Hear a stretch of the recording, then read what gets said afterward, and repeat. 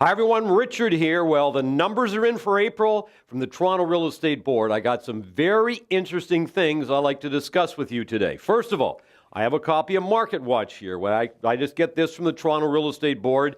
If you're a member, you can get it. If you're a non-member, you can get it. Just check market statistics. Now, as I get to the end of this presentation, I want to share how you should start using this with potential buyers, with sellers, so that they can understand better what's going on in the marketplace. So I'll share that as we get to the end. But first of all, let's have a look at the numbers. So if we go up here, you can see January, February, March. We're 4 months through the year. You can see sales have been going up every single month. We did 4,000 sales in January, almost 5,200 in February, 7,200 in March, and almost 7,800 in April. So obviously, what we're seeing is we're seeing the sales increase. But let's look at active listings because, of course, they're going up as well. So you see 12,000 almost in January, just over 13,000 in February. Then we went up to almost 16,000 in March. And of course, we've got 18,000 in April.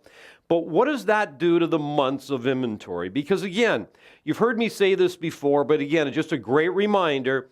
If you get 4 to 5 months of inventory, you're in sort of what I call a balanced market, right? So anything below 4 months of inventory is going to be a seller's market where prices are rising.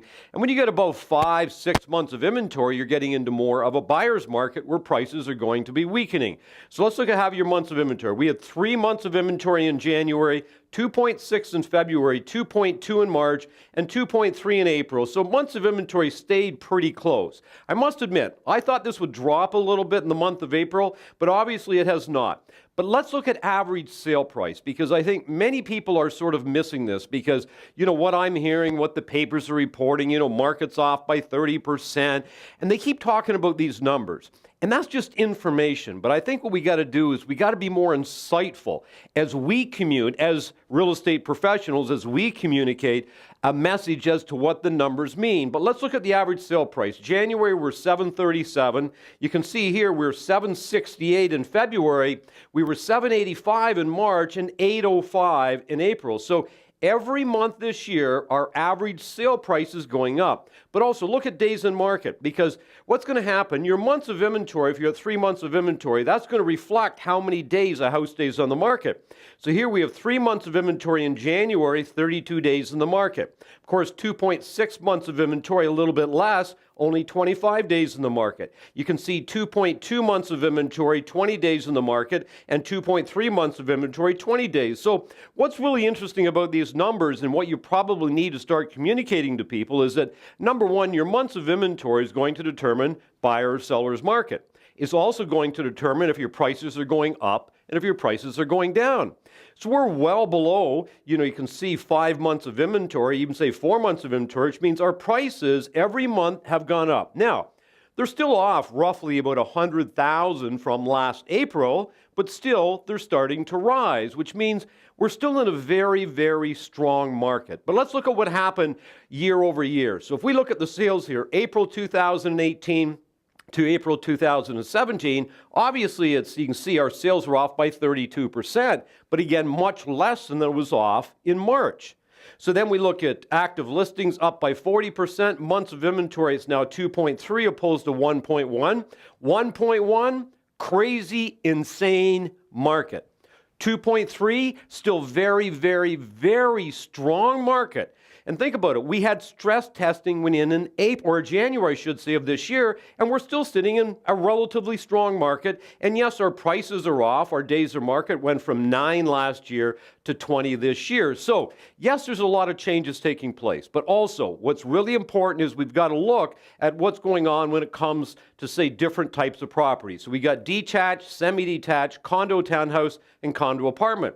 So what you can see is you've got 3.2 months of inventory in detached, but everything else is very, very low. So we can say that condos right now are very popular, probably still getting multiple offers, right? Where your detached is, some markets are strong, some markets are a little weaker.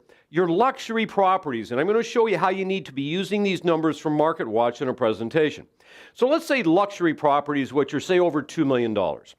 Well, if you go back about a year ago, about 10% of the sales that were taking place were luxury properties. Well, we're now down to just slightly below 5%.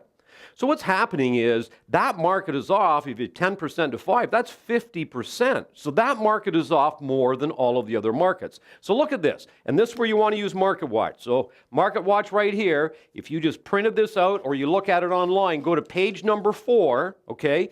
And this is the numbers I'm going to show you on page number 4 of April's Market Watch. So look at this.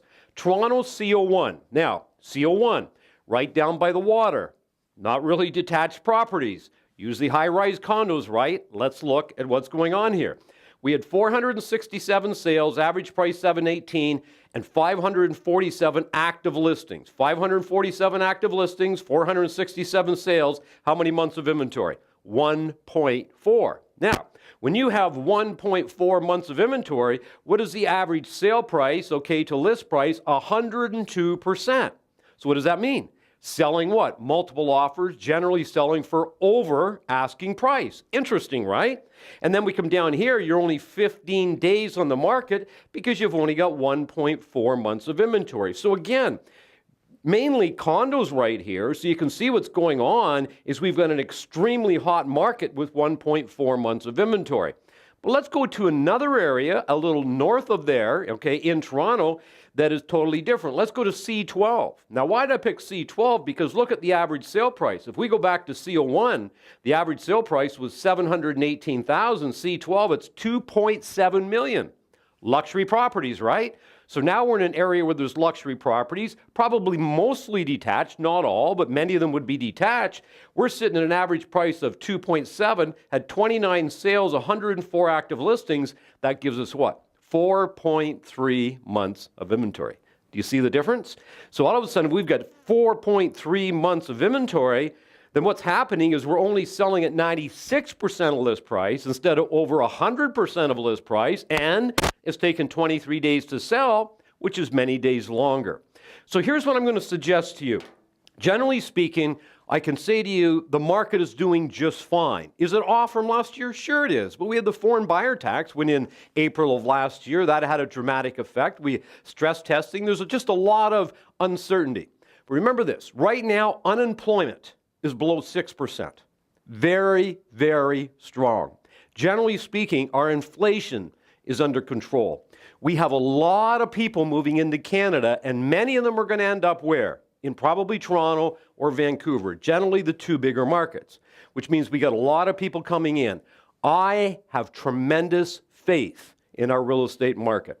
And I think May and June, we're going to see it strengthen maybe a little bit more. We're going to see the average price continue to increase.